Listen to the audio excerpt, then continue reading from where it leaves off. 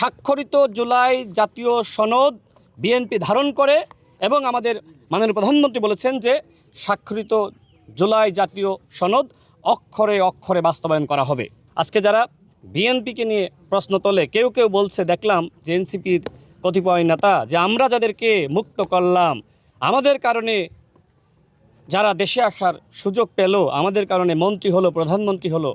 আমি তাদের উদ্দেশ্যে বলতে চাই, বিএনপির যদি কোনো ভূমিকা গণঅভ্যুত্থানে না থাকে, তাহলে এদেশের মানুষ কেন বিএনপিকে ভোট দিয়ে ক্ষমতায় আনলো? আপনাদেরকে কেন ভোট দিয়ে ক্ষমতায় আনলো না? সেই প্রশ্ন কি একবার মনের মধ্যে জাগে না?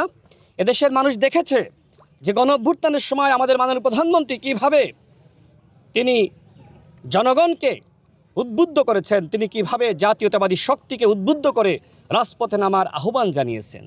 জুলাইয়ের ইতিহাস যদি আপনি লিখতে যান, বিএনপি, ছাত্রদল, যুবদল এবং অঙ্গ সহযোগী সংগঠনকে বাদ দিয়ে জুলাইয়ের ইতিহাস বাংলাদেশে লেখা যাবে না।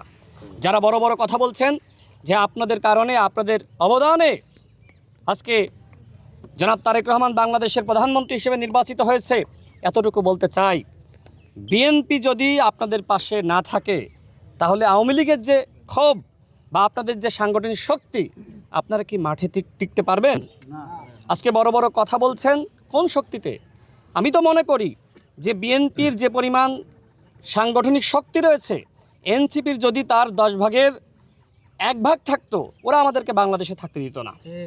সাংগঠনিক শক্তি নাই, তাই এই অবস্থা। তাহলে বোঝেন যে এরা যদি সাংগঠনিক শক্তি সম্পন্ন ভবিষ্যতে হয়, তাহলে কি করবে? এনসিপি আরেকটি আওয়ামী লীগ হবে। জামাত ইসলাম তো ইতিমধ্যে আওয়ামী লীগের ভূমিকায় অবতীর্ণ হয়েছে। আজকে জুলাইয়ের ব্যবসা করে মানুষকে বিভ্রান্ত করার চক্রান্ত করছে। দেখেন, জুলাই সনদ নিয়ে, গণভোট নিয়ে তারা যে ধরনের কথাবার্তা বলছে, এগুলো মানুষকে বিভ্রান্তি করার জন্য বলছে।